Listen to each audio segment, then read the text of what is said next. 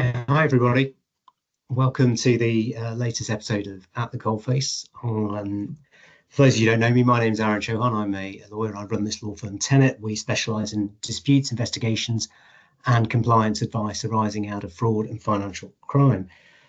Thank you very much for giving up your time. I know there's lots of kind of content out there and education out there at the moment, and giving up an hour of your day I know is no mean feat. So thank you for all those who've attended at this session at this time. As for those of you who have been to our At the Coalface sessions know, the aim of these sessions is to have a conversation with people who are at the front line of dealing with fraud and financial crime, and have a discussion from kind of my legal perspective as well as their perspective. And we'll have had previous episodes about procurement fraud, around financial services, on the language of fraud. And the last episode was with Andy Verity, the financial investigations correspondent for the BBC, talking about fraud investigations, and a link to some of those previous episodes we put in the chat by my colleague, Paula. Now, I'm really excited today to have Jane Alimonda join us, a leading financial crime auditor, to discuss the subject of ESG. Maybe, Jane, if it's okay, I could just hand over to you for a couple of moments just to introduce yourself. Hello, hope you can all hear and see me. Welcome everyone, happy lunchtime. So yes, thanks for the kind introduction, Aaron. So I'm quite excited to be here because it's not often you hear from internal audits. I think sometimes there's a bit of a misconception as to what we do, and we're scurrying around behind the scenes like the police. So hopefully I'm here to dispel some of that myth and really represent and put audit in a good light, and show how, you know, as a third line of defence, we are there to help protect business, help prevent financial crime, and hopefully sort of push the agenda and make the world a better place. But just a bit of background, so pretty much career auditor, started out in Big Four, went down the typical external internal audit routes, got my chartered accountancy, and then moved into the interesting world of big banks. So yeah, I've worked internationally, doing many audits, and I was at HSBC at the time. We got the deferred prosecution agreement, which is very widely reported, and that got me peeked into the world of financial crime prevention, particularly anti-money laundering, sanctions, fraud, and anti-bribery and corruption. I'd say probably in the last 8 years, I focused more widely on the sort of ESG lens, probably more from a sort of financial crime context, but I think because it's a very emerging area, and I showed a sort of natural interest in it, I often got positioned with, okay, Jane, can you kind of figure out internal audit's approach around ESG, how we're going to tackle it, what's our strategy? And I've done that at a few firms that I've been working at. So very excited to be here and talk about maybe not pure financial crime this time. And I see from the attendee list, we have quite a few auditors in the crowd. So big up. I know it's a very difficult job we all have to do. And feel free to ask any questions as we go along, and I'll try and answer them at the end. That's great. Thanks, Jane. I appreciate it. So, yeah, again, we've had a good response to the event. We've had over 100 people register. You know, people receive a copy of the recording after the event, and a summary guide in terms of the key learnings we take from the conversation. In terms of other housekeeping, I sit in a room with motion-censored lights, so environmentally friendly, which is probably good for ESG, I suppose, seeing as that's our topic for today. So occasionally you might see me waving my arms around to try and get the lights back on. And also we'll ask for some feedback. Before we get to Q&A, we'll ask for some feedback on a feedback form, if you could take some moments after the event. In terms of questions and answers, can you pop those in the Q&A, and Jane and I will deal with those in the final 5-10 minutes of the chat. So the structure of today, Jane and I are going to chat through 5 broad topics around ESG. The first one is ESG, the kind of fine line about looking at this kind of increased interest in ESG that has evolved over the recent 10-15 years of time, and looking at that from a financial crime and compliance lens. I want to talk about the emotions of investors and why ESG is lending itself as a greater attraction to investment, and how that differs for different generations, looking at different issues around ESG, social impact, inflation, and so on. I'm going to look at that internal audit world, get Jane's real perspective on the role of internal auditors when dealing with financial crime and ESG. We're going to talk a bit about litigation and ESG, and then really some best practice on how you implement controls. How do you make them relatable for people when you're coming at it from an internal audit perspective and with ESG? So on to our first topic, which on the registration form we called ESG the fine line. Now, back to basics. Apologies to many of you probably know far more about ESG than I might do at times. But environmental, social, and governance. So a set of standards of how a company operates, and it's in regard to the planet and the people. And we'll have issues around the governance, around social. And you almost kind of started to touch on it there, Jane, with your introduction. I was intrigued to know why and what is it that's kind of drawn you into the whole ESG financial crimes world? Was it just the governance side from your internal audit kind of experience, or is there something wider to it for you? Yeah, I think initially, I guess I'm a bit of a child of the 90s. So back then, I don't know if you remember Captain Planet, it was very topical back then. We had spearheading firms such as the Body Shop who were really trying to push the bar. I think at a time that consumerism was exploding through the roof, and obviously our economy is very much built around keeping that economy turning. People keep purchasing things, holidays, etc. I guess we weren't so much thinking about our impact on the planet. I guess there's still a lot of debate now as to whether the science is showing that we're having quite a detrimental impact on the planet, but I think it's quite evident to see, and we're seeing things like weather events getting much worse, whether it be wildfires, floods in this country and beyond,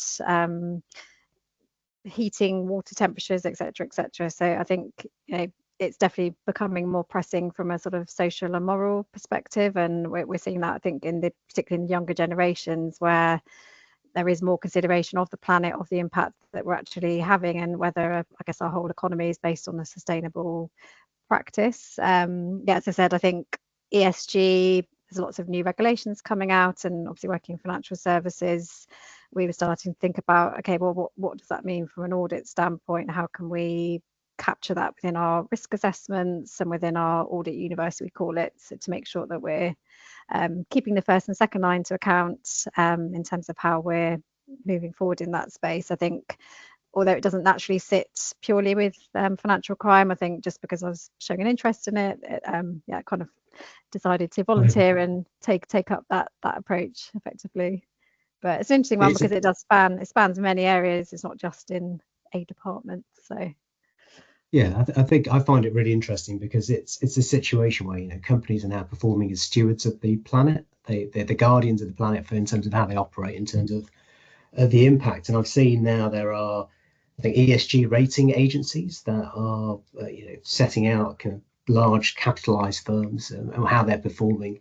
I saw one of them, Institutional Shareholder Services Group, ISS. It empowers investors in terms of their decision making to build a portfolio for long-term and sustainable growth is their kind of pitch. And part of their ratings is, or part of how they build a ratings around governance, and they talk about fraud risks and governance. And they talk about cyber, for example, as one of those in financial crime. In terms of financial crime, though, why is that subject area, fraud and financial crime, so relevant to a firm talking up their ESG credentials? Yeah, so a lot of you might have heard the phrase greenwashing. So this actually first arose in the 1980s. So I think there was a climate activist, and he went on holiday to Bali, and he noticed that the hotel was publicising the green credentials of not having your towels washed every day, which I guess we're all quite used to if you've ever been traveling or staying somewhere. And he considered that, well, actually, that's not the main reason they're doing it to save the planet. It's actually because you want to save money. And the hotel weren't making that transparent. And apparently that's the first use of the phrase greenwashing. So greenwashing is that either deception or exaggerating claims about the green credentials. So using false language, and it can even extend to things like imagery. So putting pictures of trees or leaves onto your marketing materials to give that impression that something is green and good for the planet, whereas actually, if you dig a bit deeper behind the scenes, you can't substantiate those claims, and that is potentially deceptive.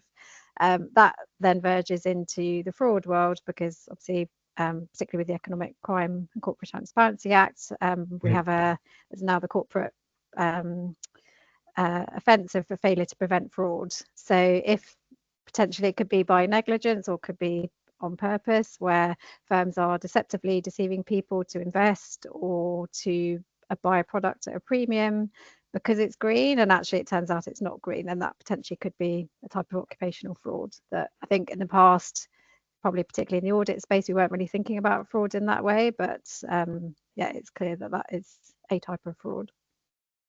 Yeah, and with those types of frauds coming out with terms of, that deceptive statements, be it social impact value, be it greenwashing, we're seeing increased kind of regulatory activity around, well, we've got to bring these organisations into line. I've seen the EU mandated corporate sustainability disclosures. Yep. For large listed companies, they've got the Corporate Sustainability Reporting Directive, the FRC, Financial Reporting Council. But you still see failures. I've picked out one example, Westpac, an Australian bank. They had AML failings including failing to detect transfers involving child exploitation. In terms of that regulatory landscape now, do you think the only way that ESG statements, credentials can be sustainable is with heavy regulatory engagement or heavy regulatory controls? I think for me it's very difficult. So what we're seeing now is, and you might hear this phrase as well, is green hushing. So because there's so much focus now, and as you mentioned, so it's not just investor groups, there's NGOs who like to target certain firms if they think they're being kind of over exaggerating on their green credentials, and actually employees. So apparently employees are the biggest source of whistleblowing around greenwashing, and when they're in the jobs market, they're actively looking for firms they want to align their moral values to.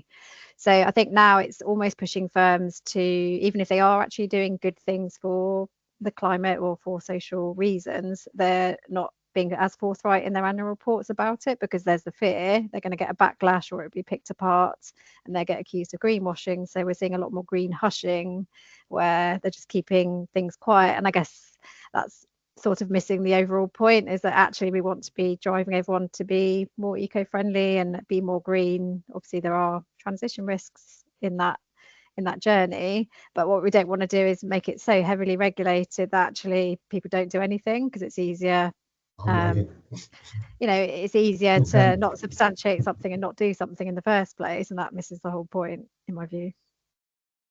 Yeah, it's got to be right, isn't it? If you get to the point where you think, well, it's basically saying self-regulation doesn't work, because we're going to cover up what we say we've been doing but we haven't been doing. But that's going to catch up with people. I saw recently there was in the Court of Appeal in the criminal courts, Proceeds of Crime Act was looked at in a case. And historically, if you have wrongdoing in the supply chain, human trafficking, for example, or illicit goods in the supply chain, if a company, a listed company, pays fair value for that, for those goods, that cleansed the supply chain. But the Court of Appeal reversed that now and said, no, that won't cleanse your supply chain. If you end up retaining a supply from an illicit source or illicit actions, you've got corporate criminal liability, you've got fines, and you've got potential personal liability. And do you think it's going to need that kind of, again, we've talked about the regulators, but we're going to need more of that kind of criminal type sanction to get organizations to stop green hushing and actually do what you're saying, is actually make sure your supply chain is good, make sure what you're doing is as you're saying it.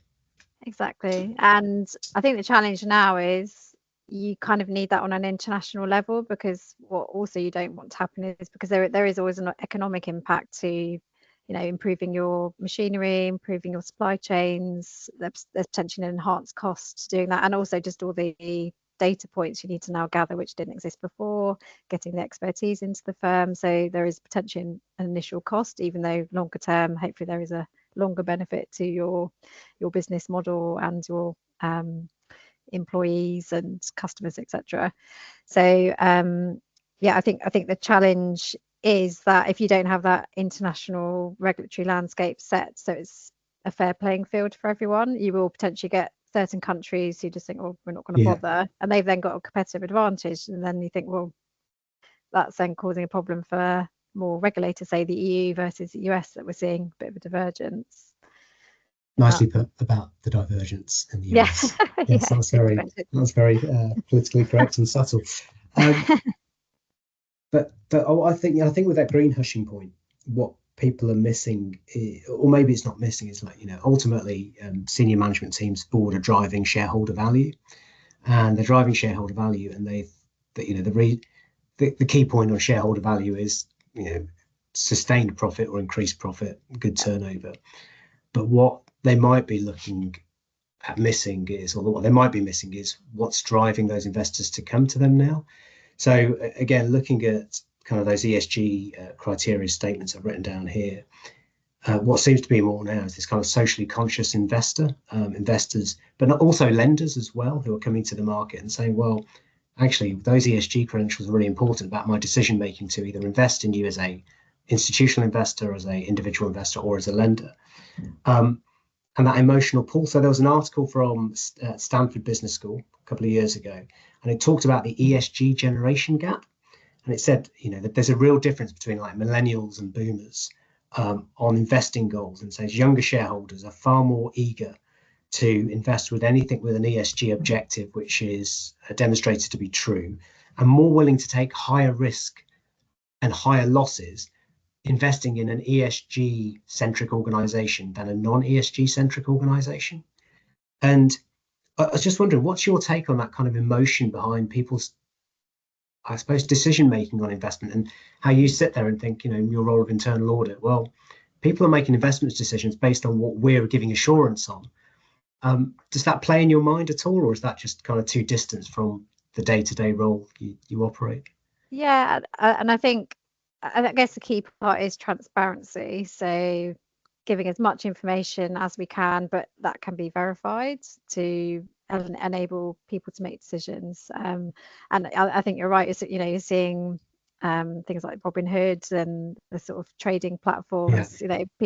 You're right, but I think people are making more micro investments as well, just sometimes for a laugh or for a social. They kind of want to go against the big players for fun. We saw that with Robinhood, etc. So but it's, I suppose, from an audit standpoint, it's thinking, how, as I said, how are we presenting that information, and what, because I think what there is a bit of a danger of is in the annual report is becoming more of a storytelling exercise. Traditionally it was the financial statements, and they had to be verified, checked by internal and external audit, and it was very much just painting that turnover, P&L, cash flow perspective.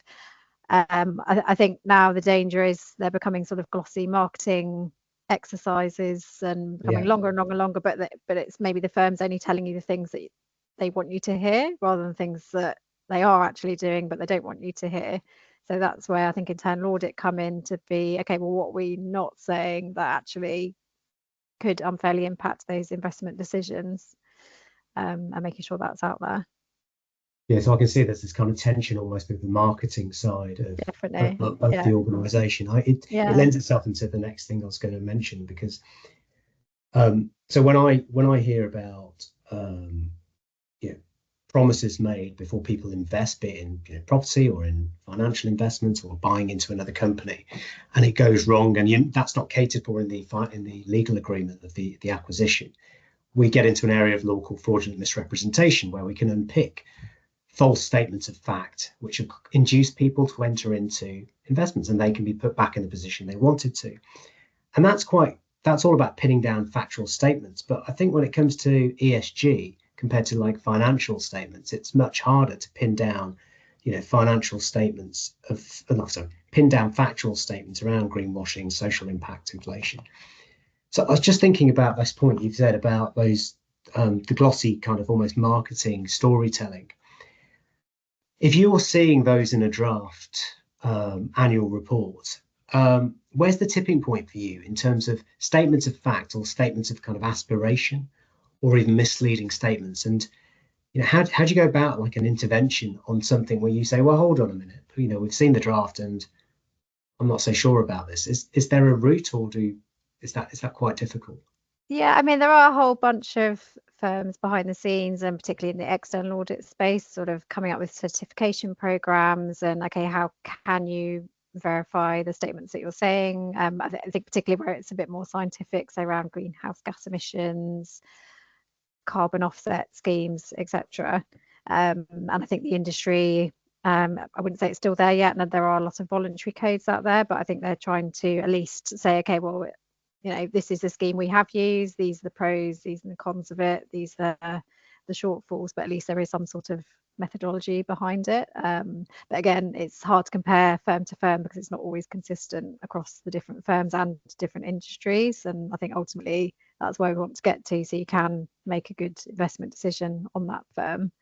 So that there was a good example from an energy company. So they put themselves out there as purely green energy, but what I didn't realize in the industry, it allows you, so for example, if we have a solar farm in the summer, we get lots of sun, lots of wind potentially. You can kind of bank an hourly certificate for that being a 1 unit of green energy for that hour, but those certificates actually last for a whole year. So then when you get to the winter time where we don't actually have any sun, you can effectively trade that certificate on the open market for like brown dirty energy. So then you could give the misleading impression that, oh, we're green all year because we've got all these certificates, but actually if half of the year is based on dirty fuel, it is misleading. And I think there's a few energy companies in the sector who are trying to be like 100% green. So they're saying, well, that's a challenge because we're then competing against a firm that's just effectively using these certificates to sort of hide the true picture. And I guess, so, and when you talked about that kind of certification program, there's not a uniform certification program, is there, for ESG statements? No. So at the moment, there's no set standard where people or organizations are saying, right, we all are being appraised by an independent body to verify what we're saying. So it's back to the self-regulation and the regulation, is it? Yeah, and there's no kind of one regulator that's enforcing all of these things. So I mean, it's good that, and again, I think we don't want to get to the point where we just dissuade people from doing anything, because ultimately we all incrementally need to shift towards net zero and the social aims that people are trying to get to, diversity and inclusion, for example. If we make it so difficult and don't do anything, that's a challenge as well. And in your day-to-day, what gives you assurance in terms of verifying those statements?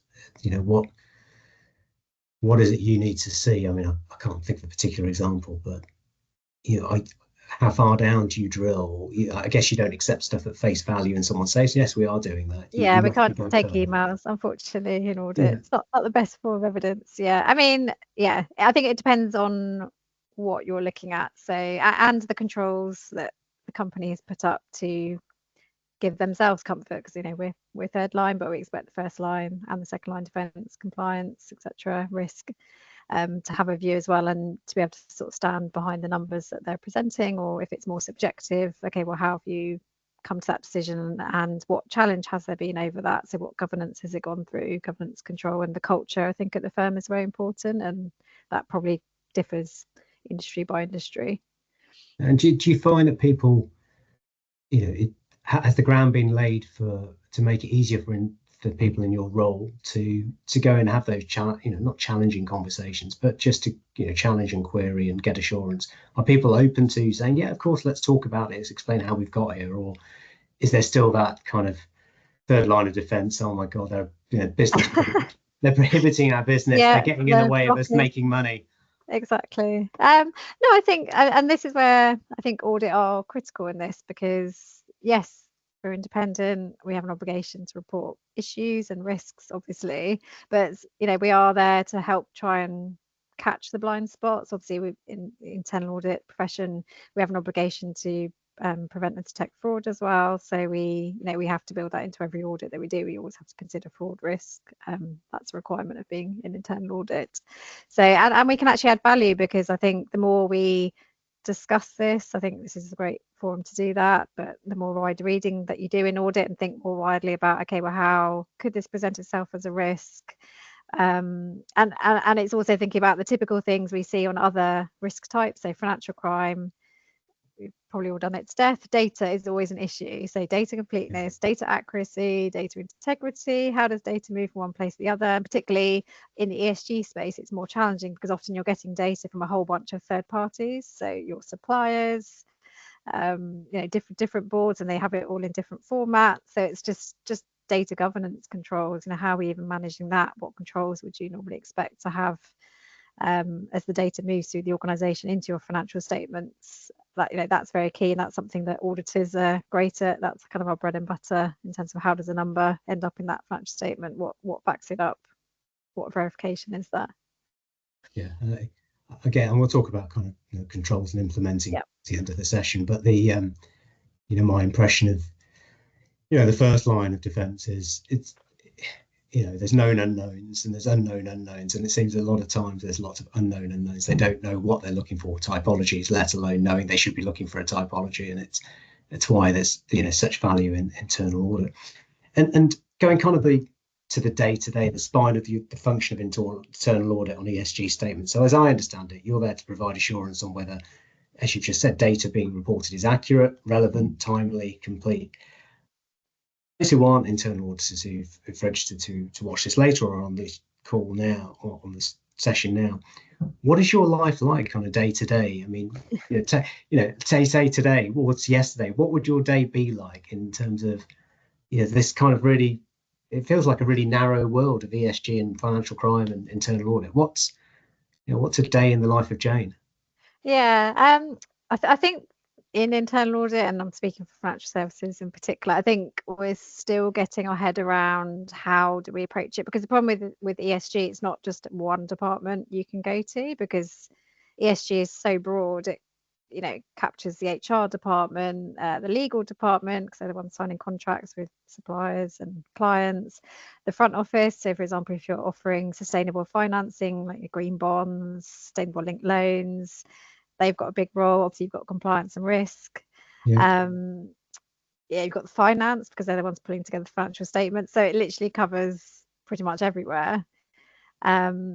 And the board, so who in the audit function is facing off to the board and challenging the culture around it, and understanding, I think, the investors into the company. So where's that coming from? And if you're from a non-FS company, then it's your supply chain, it's where you're buying your ingredients to make certain food. Oil and gas industry, obviously, it's very topical. So I think my view is you kind of need auditors to think of it almost like fraud risk. So for every audit, you need to be considering, okay, what are the ESG risks for this particular topic, and kind of always have that documented approach and understand, okay, what controls could we be touching on, and then probably have someone within the department who then can pull that together thematically, and particularly look at different global trends, because you've got different regulations in different jurisdictions, to try and then articulate to the board and the board audit committee, okay, what is our view on the risks in ESG for our company?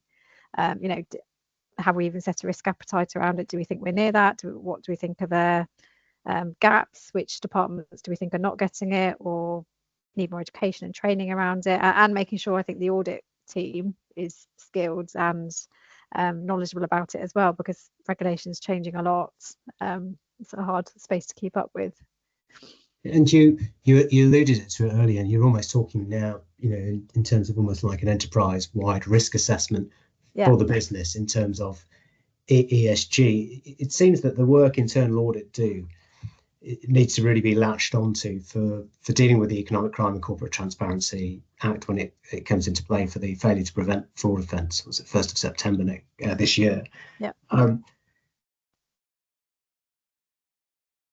How are you seeing that your work is going to feed into that kind of defence to the offence of failure to prevent fraud?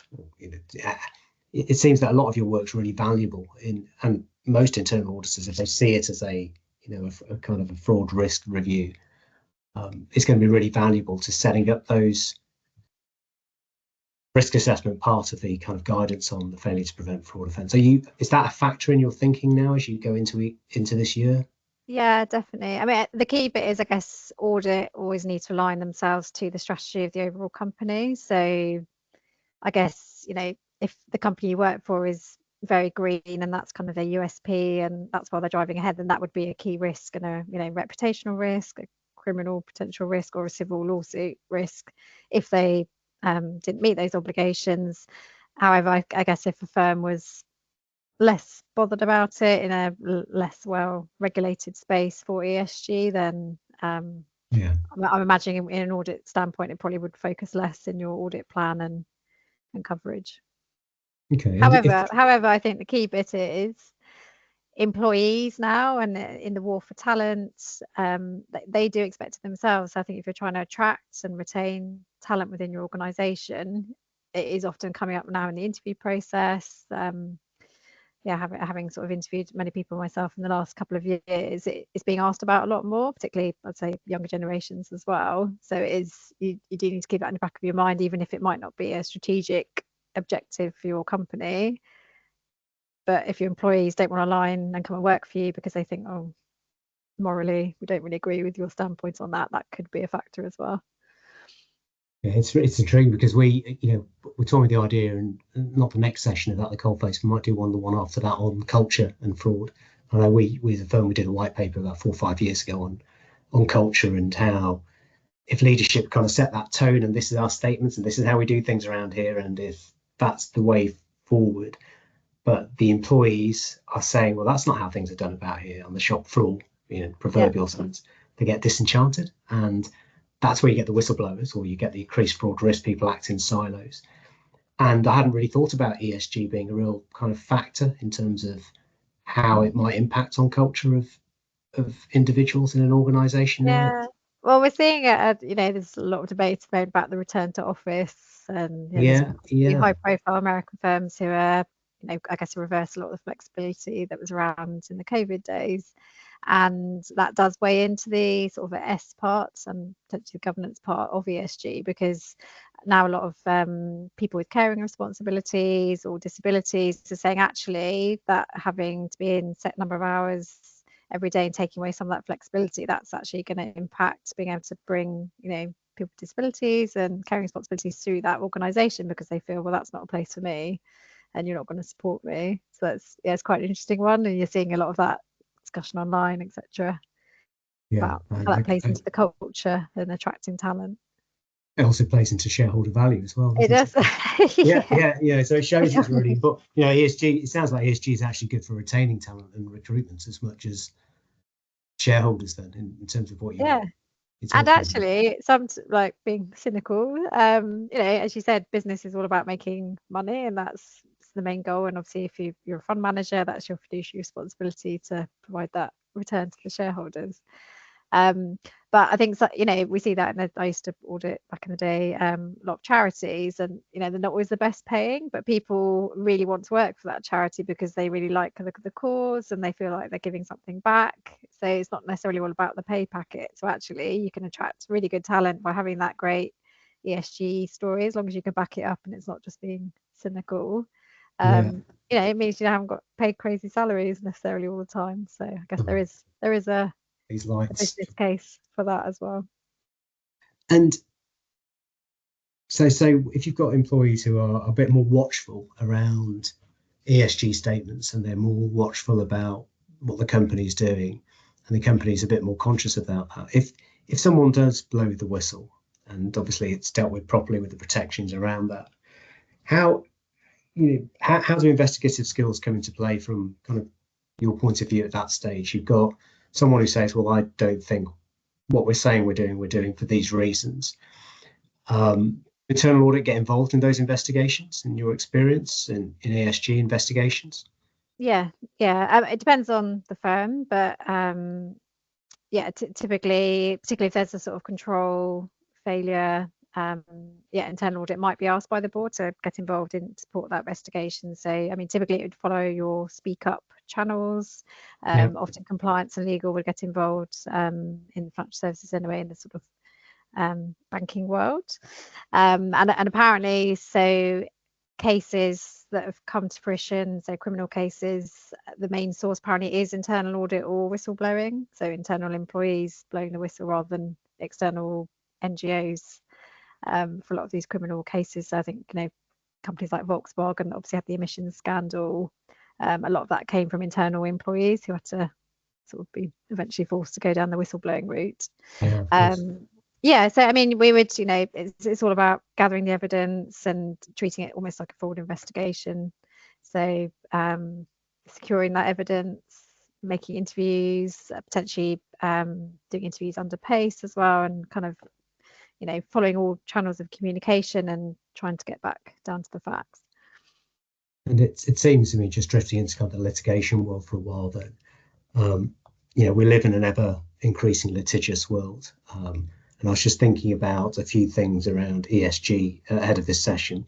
You know, individual accountability. There's Section 98 of FISMA about misleading statements around or any aspect of the business, but ESG is one. You've got breach of fiduciary duties, you've got derivative actions, you've got, I've seen NGOs are taking action in The Hague, or I think it was Shell. It's obviously very public in terms of forcing it to reduce its global carbon emissions. I've seen ESG harms, historic harms are being pursued now in terms of kind of large group action claims and greenwashing investor claims. And I saw the Competition and Markets Authority also have a kind of green claims code as well now. Yeah. I hadn't heard. Do you know much about that green claims code? I mean, if you don't. Yeah, again, it's voluntary. But I think that's off the back of some previous sort of criminal and civil lawsuits. So I think there was one recently, Procter and Gamble. So they had they've got a famous toilet paper brand, and I think they had they were kind of making it out that it was green and charging a premium for that, but actually they were deforesting a whole bunch of Canadian rainforest to support it. So they got in trouble, I think, around the and the Advertising Standards Agency as well has a code around sort of green claims and what you can and cannot say. And they often get a lot of complaints when people feel that they're being misleading.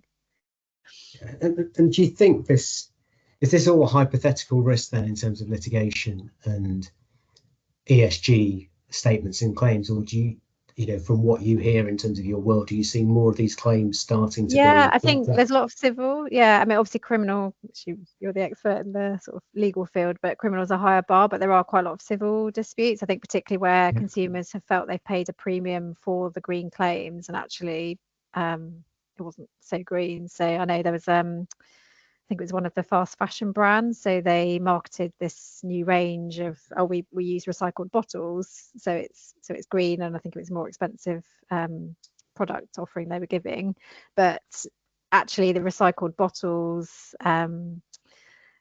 circle of recycling is 100% renewable, so it kind of just keeps bottles going round and round. But when you take it out and make it into a jumper or pair of leggings, that stops the chain, and that then ends up in landfill. So actually there was I think a civil lawsuit to say, well, it's not actually as green as you're making out. Okay, yes, you've taken the bottle, that's great, but then it ends up in landfill, so it's not really green. And so it's almost like people are going to start looking for these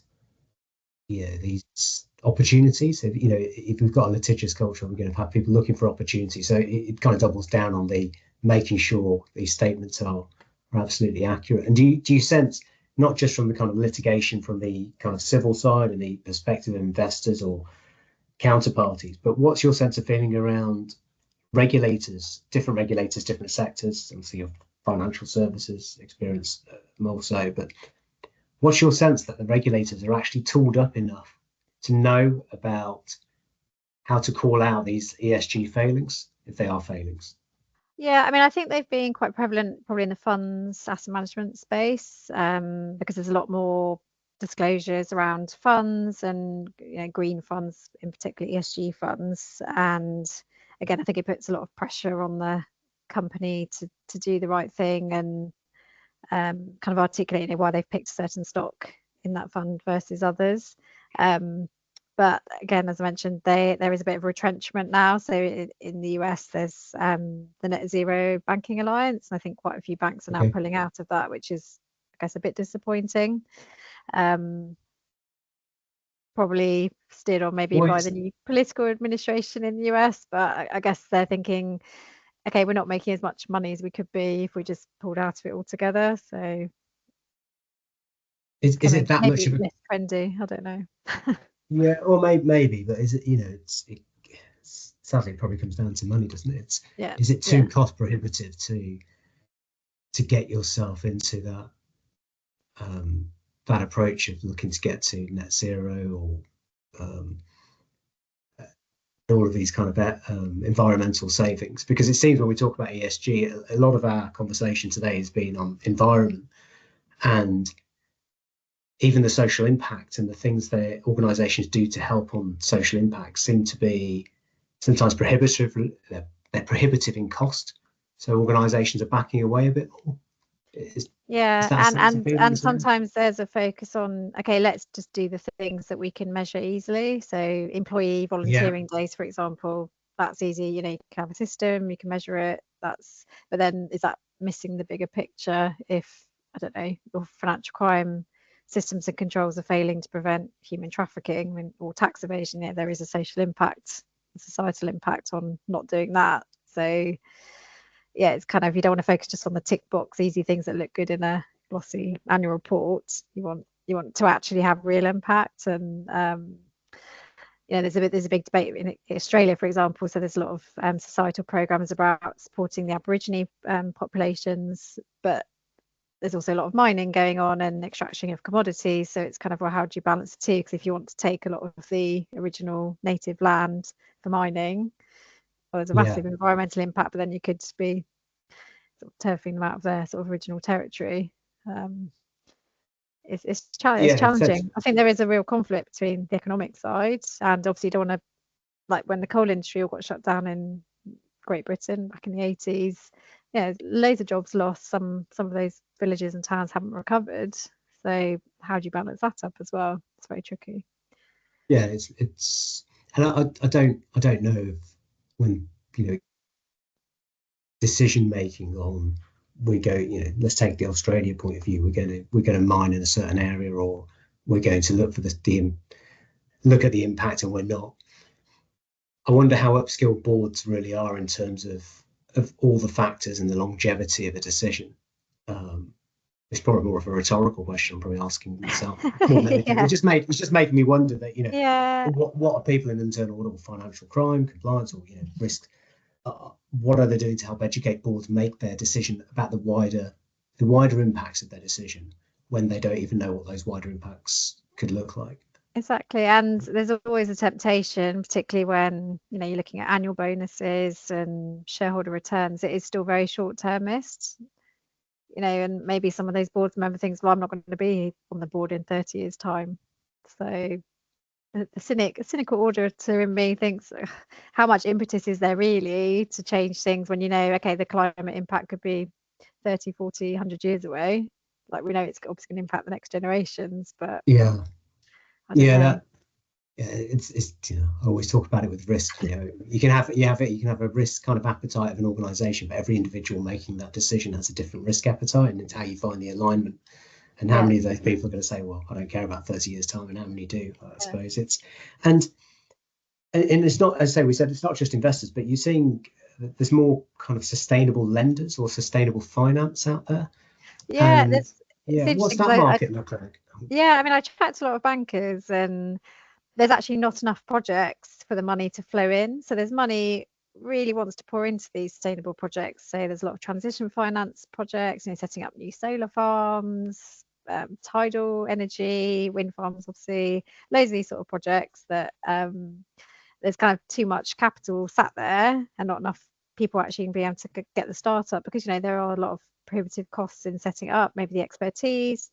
As we know, in the UK, it's often on the news, things like planning applications. You've got lots of people arguing against it because they don't want it in their backyard, etc., etc. So we're at a kind of interesting stage where there's definitely the people who want to invest in these things, and previous banks I've been at have done some brilliant long-term loans, 30, 40-year projects. Nuclear power is another one, doing these long-term products where they get the returns back, often syndicated. So actually the banks tend to spread the risk and invest in a pool for a lot of these projects, but there kind of aren't enough projects to go around at the moment. So I guess there's definitely demand to invest, but it's still relatively small, I guess, compared to others. Yeah, but it almost makes me think, though, that those sustainable kind of finance lenders are another good way of testing your credentials if you are interested in finance, because they are already going to stress test what you're saying before they agree to a project you're investing, or your skill set, or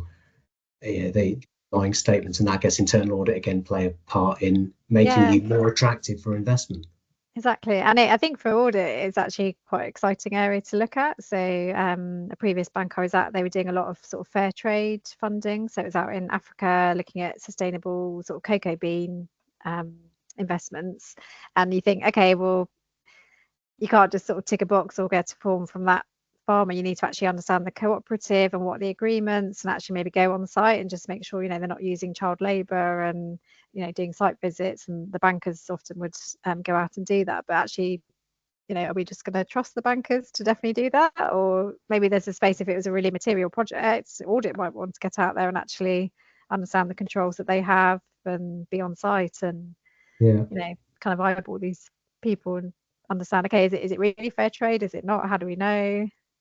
What verification are we getting? And there's a lot of, as I mentioned, third party companies that can come in. You can engage them to go and do verification on your behalf as well. So it's a bit of an industry. Yeah, it's a growing area. It's important, isn't it? It's asking the right questions, and that kind of gets onto, you know, bringing these, you know, if you're asking the right questions, you're trying to bring controls to life, I suppose. I mean, I think you and I both know if we're going to try and talk to the first line of defense, talking about fraud and financial crime, sometimes you'll lose the audience. So for me, it's often about trying to make it relatable, and, you know, making it something that's almost relevant to them almost at home before they can think about the relevance in the workplace. I mean, you know, how do you go about bringing controls to life when you're having to go to first line of defense and you're talking to operations teams and about fraud and financial crime and ESG? How do you what are your tricks of the trade? Yeah, so I mean, it's often falling back on established frameworks and ways of thinking about controls you'd apply to any other type of risks. So I mentioned briefly before, so governance, Tenet at the top, very key. So if you're not really getting that drive from the board and the executives, that's going to be a challenge, because how seriously are people taking it?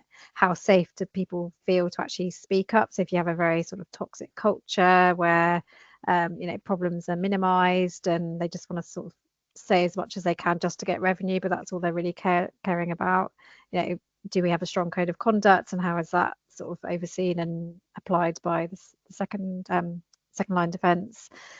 Yeah, that's very key. I think you're going to have a bit of a problem if the culture is money at all costs, and we'll worry about the controls and impact afterwards.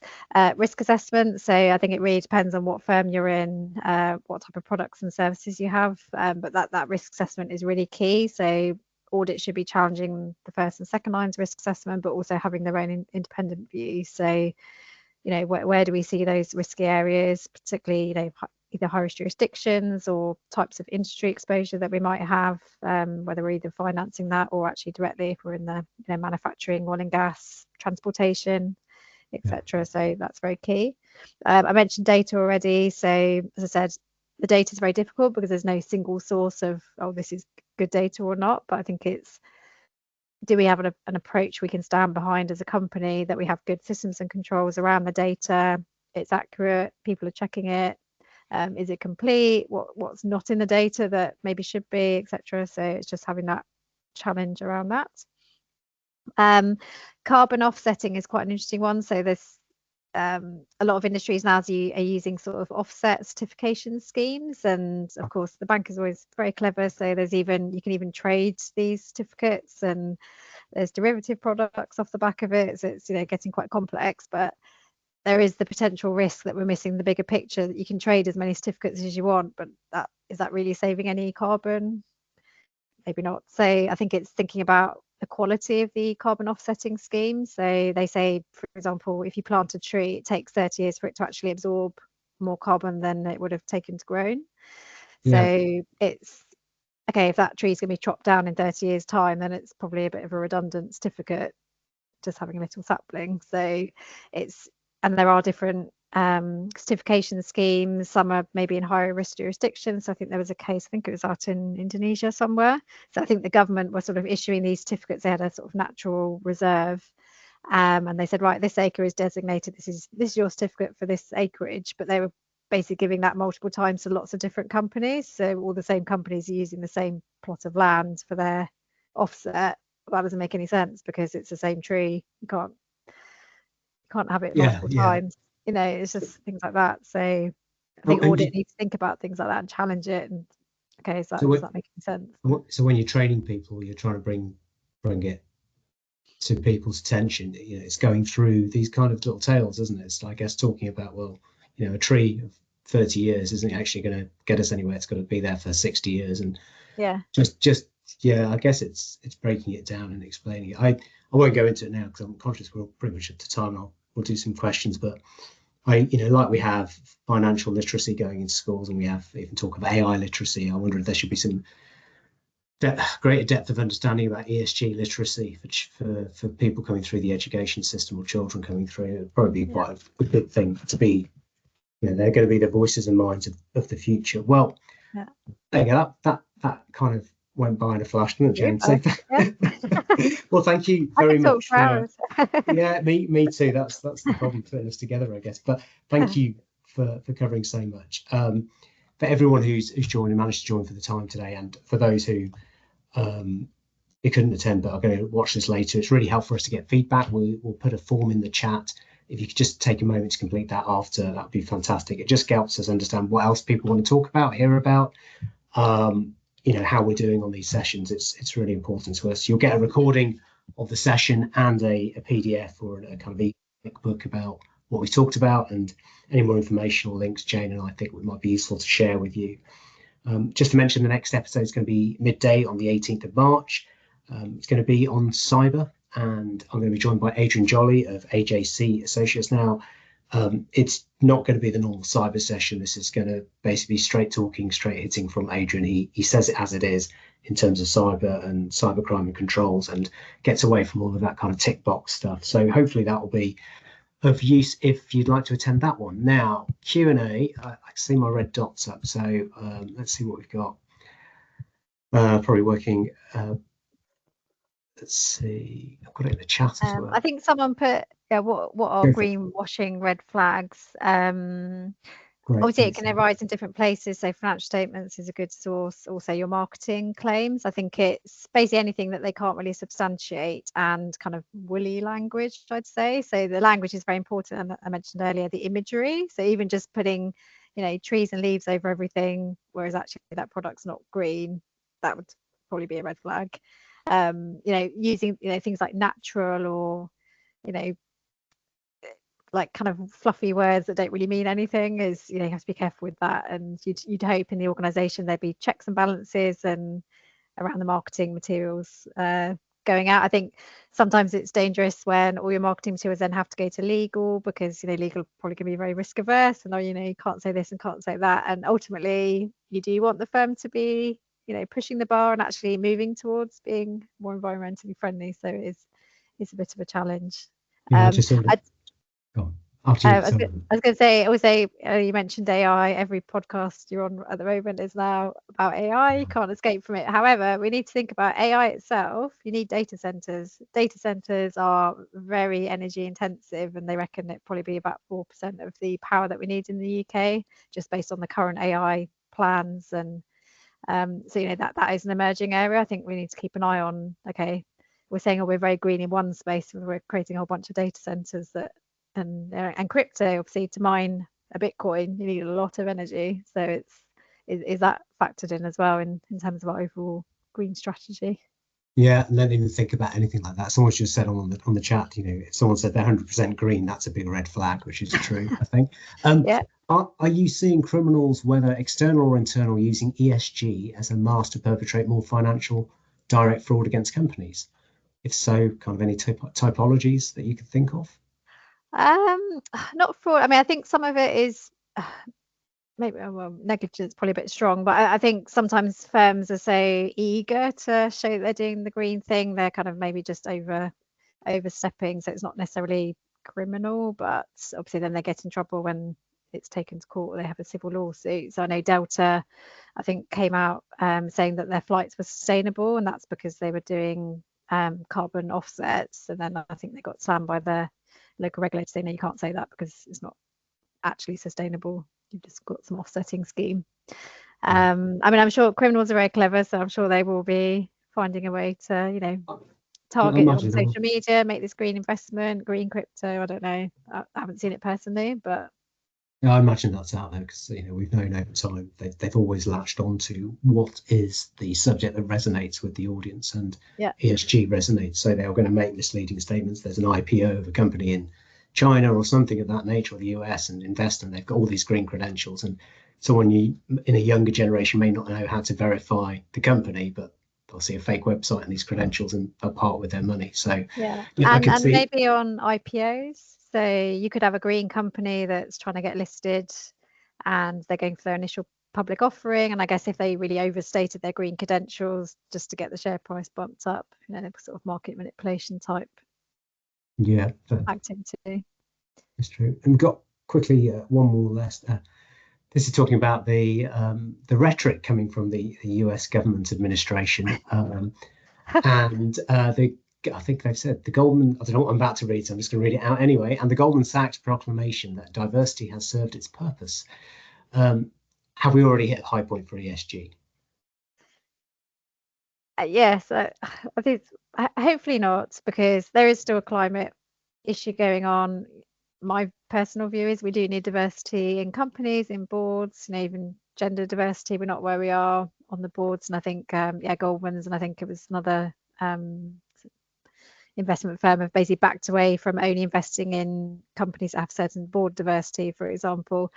I think the problem is if we go down that route, and if we'd gone down that route maybe in the 80s, 90s, would we have people in the positions where they are today without that kind of decades-long investment to make it a more fairer playing field? It's not saying that people should get promoted just because of their backgrounds. It should still be based on performance, but you do need to address the fact there are imbalances across many different layers. So it's kind of, how do you give those people the support to get to a level playing field and then perform at their best? So I think personally, that's very disappointing, but you can sort of see the rhetoric coming out of Trump's administration, and as to why that's happening. But we're following the flavour of the wind, but things will change again, hopefully. Well, Jane, thank you so much for being with us today. Thank you everyone who's attended and stayed on for the session.